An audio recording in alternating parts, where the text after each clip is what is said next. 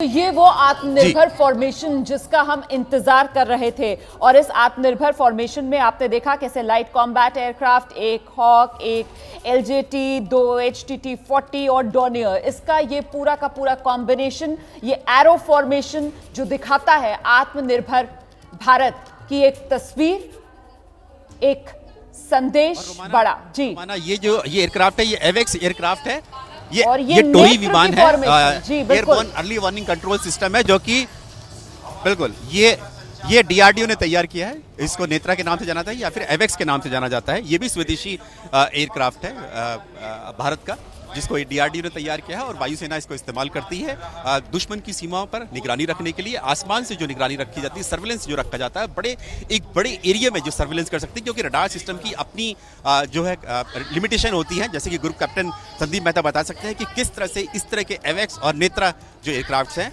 वो अपना काम करते हैं। खास तौर से जो एलईसी है और एलओसी है वहां पर इनको तैनात किया जाता है। बिल्कुल। और ग्रुप कैप्टन संदीप मेहता का मैं रुख करूंगी। सर, अब ग्लोब मास्टर आने वाले हैं।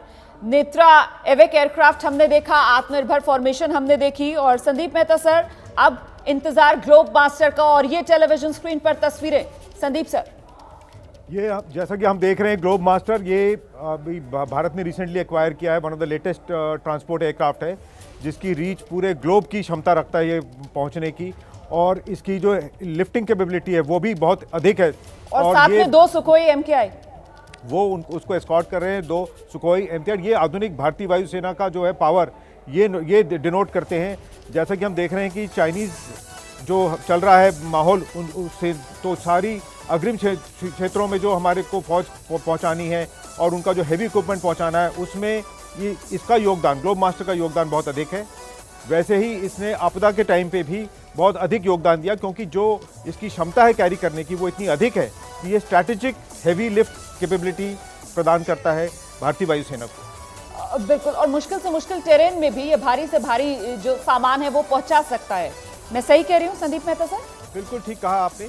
और ये जो खासकर जो 13वीं एडिशन है एरो इंडिया शो की, बहुत ही महत्वपूर्ण है और बहुत ही गर्व की बात है, क्योंकि ये एक इकोसिस्टम होता है जिसमें जो यूज़र्स होते हैं, air force, army, navy, coast guard, और जो डिफेंस PSUs हैं जो प्रोड्यूस कर रही हैं इक्विपमेंट, प्लस जो टेक्नोलॉजी बाहर से आती है, विदेशी जो बड़े बड़े एरोनॉटिकल हब्स हैं वो पार्टिसिपेट करते हैं इसमें, प्लस जो इंडिजिनस टेक्नोलॉजी है, जो प्राइवेट प्लेयर्स हैं वो आते हैं, और सबको एक दूसरे का नज़रिया देखने का मौका मिलता है, एक दूसरे की सोच समझ का पता लगता है, क्या रिक्वायरमेंट आने वाली उसका अंदाजा लगता है। तो आज अगर हम आत्मनिर्भर भारत की बात करते हैं तो इसका बहुत बड़ा एक श्रेय मैं एरो इंडिया शो को देना चाहूँगा। हालांकि 13 एडिशन हो चुकी हैं, तो ये प्रक्रिया बहुत लंबी होती, क्योंकि एक इकोसिस्टम है जिसको बिल्ड होने में इतना टाइम लगता है। और जिस तरह से रक्षा मंत्री ने भी बताया कि कर्नाटका में नई इंडस्ट्रीज को बनाने के लिए किस तरह से प्रोत्साहन दिया जा रहा है, किस तरह सिंगल विंडो क्लियरेंसेस दिए जा रहे हैं, तो ये सब कुल मिला के सारी नीतियाँ, और उन्होंने ये भी जिक्र किया कि डिफेंस प्रोक्योरमेंट पॉलिसी, DDP मैस जिसे कहते हैं, उसको भी रिवाइज करते गए हैं। हर एडिशन में हमने देखा है कि उसकी नए एडिशंस आते गए हैं। और सर, ये अगला फ्लाइंग डिस्प्ले आपके सामने,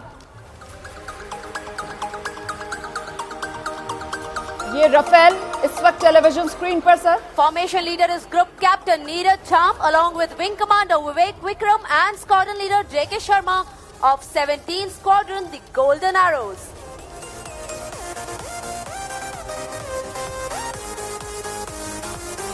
The next formation that will fly in from your left are truly intimidating. Along with the Sukhoi 30 MKI, you will see 2 penetration strike aircraft, Jaguars and Hawks. Rafale के बाद अब सांसें थाम लीजिए आप। जैगवार और सुखोई MKI आपको हवा से बातें करते हुए नजर आएंगे यहां पर। The Sukhoi 30 is being flown by ये गरुड़ फॉर्मेशन है जो इस वक्त आप टेलीविजन स्क्रीन पर देख रहे हैं। संदीप मेहता सर, ये गरुड़ फॉर्मेशन सर, जिसमें Su-30 MKI जगुआर, इनका ये फॉर्मेशन है। और एक भारतीय होने के नाते आपका सीना जो है गर्व से फूल जाता है जब आप देखते हैं कि किस तरह से हमारी भारतीय वायुसेना लैस है मॉडर्न हथियारों से, इक्विपमेंट से, किस तरह से हमारा देश सुरक्षित है, सेफ है भारतीय वायुसेना के हाथ में। सबसे आगे आपने देखा रफेल और उसके बाद गरुड़ फॉर्मेशन, और इसी तरह जो हमने उसके पहले हमने देखा था आत्मनिर्भर भारत के बीच जो फॉर्मेशन गई थी जिसमें LCA फ्लाई कर रहा था, उसके दोनों तरफ HTT-40 टर्बो ट्रेनर एयरक्राफ्ट थे और उसके बाहर IJT और हॉक 132। और ये जो देख रहे हैं अभी हम टेलीविजन स्क्रीन पर सर, ये सुखोई आ गए हैं और ये त्रिशूल की फॉर्मेशन बनाते हुए। देखिए 26 जनवरी के मौके पर जब फ्लाइंग पास्ट होता है उस वक्त भी इस तरीके की तस्वीरें देखने के लिए मिलती है। और आज एरो शो में ये फ्लाई डिस्प्ले जिसमें देखा आपने किस तरीके से 3 सुखोई विमान आए और उन्होंने ये त्रिशूल का फॉर्मेशन हवा में बना दिया। Group captain Sandeep Mehta. जी हाँ, और ये बड़ी खास बात होती है एरो इंडिया के फ्लाई पास्ट के बारे में, क्योंकि इसको 2 ब्लॉक्स में करा जाता है, आयोजित किया जाता है। एक मॉर्निंग फर्स्ट हाफ में होता है और एक आफ्टरनून में होता है। तो इसमें प्री प्लान डिस्प्लेस होते हैं जिसमें जितने अपने भारत में निर्मित एयरक्राफ्ट हैं वो पार्टिसिपेट करते हैं, HAL पार्टिसिपेट करती है। जो बाहर के मैन्युफैक्चरर्स हैं अपने अपने एयरक्राफ्ट लेकर आए हैं फ्लाइट डिस्प्ले के लिए। मेरे को जो पहले अनुमान था उसके हिसाब से मेरे ख्याल से करीब 11 मैन्युफैक्चरर्स आए हैं जिन्होंने इंटरेस्ट दिखाया है पार्टिसिपेट करने के लिए। और सर ये रफेल की तस्वीर बेहद नजदीक से देखने के लिए मिल रही है। बड़ा बेसब्री से देश ने इंतजार किया था रफेल का, और इस वक्त हवाई पट्टी पर लैंड करता हुआ ये रफेल विमान। और बैकग्राउंड में आप देख सकते हैं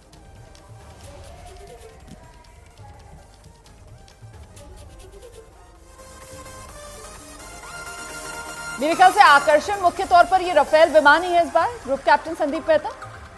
हाँ, सबसे आधुनिक एयरक्राफ्ट, दुनिया का सबसे आधुनिक एयरक्राफ्ट में एक है। और क्योंकि हमें इतना लंबा इंतजार रहा है इन एयरक्राफ्ट को ज्वाइन करने का, और क्यों खासकर इस समय जब हमारी सिक्योरिटी नीड्स इस प्रकार की हैं, तो इस समय पे इसको देखकर वाकई एक गर्व महसूस होता है। और आप बैकग्राउंड में देख सकते हैं सूर्य किरण के जहाज जो हैं वो एरोप्लेन्स वो टैक्सी कर रहे हैं, बाहर निकल रहे हैं अपना डिस्प्ले प्रदर्शन करने के लिए। और एक के बाद एक ये 3 रफाल लैंडिंग करते हुए। बिल्कुल, ब्रह्मास्त्र का फॉर्मेशन आसमान में बनाने के बाद, हवा से बातें करने के बाद, ये रफेल विमान जो इस वक्त वापस लैंड कर गए हैं हवाई पट्टी पर। इस वक्त आप देख रहे हैं रनवे पर वापस लौटे ये रफेल विमान। और अब इंतजार किया जा रहा है सूर्य किरण और सारंग जो हेलीकॉप्टर्स हैं उनके फॉर्मेशन का। और ये शायद दुनिया भर में एक्रोबैटिक टीम हेलीकॉप्टर्स की, उसमें मेरे ख्याल से भारत के लिए इससे बड़ी बात कुछ हो नहीं सकती है कि हमारे पास सूर्य किरण और सारंग इनकी कंबाइंड टीम मौजूद है। Group captain. जी हाँ, ये पहली बार है मेरे ख्याल से एरो इंडिया में पहली बार है कि दोनों एक साथ परफॉर्म करेंगे। पिछले इसके पहली एडिशंस में एरो इंडिया की सूर्य किरण एरोबैटिक टीम और सारंग दोनों अलग अलग परफॉर्म करते थे। दोनों ही अपने आप में अपना एक मुकाम बना चुके हैं internationally, they are world known. और सूर्य किरण जो कि हॉक ट्रेनर एयरक्राफ्ट इस्तेमाल करते हैं, और सारंग टीम जो ALH या ध्रुव से कंपोज्ड है, ये अलग अलग परफॉर्म कर रहे हैं। इन्होंने देश विदेश में ख्याति प्राप्त करी है, पर यह पहला मौका है जब दोनों मिलकर एक साथ डिस्प्ले देंगे। तो ये एक बहुत ही मिक्स्ड डिस्प्ले से हम कह सकते हैं, जो बड़ा यूनिक एक्सपेरिमेंट भी हमें इंतजार रहेगा।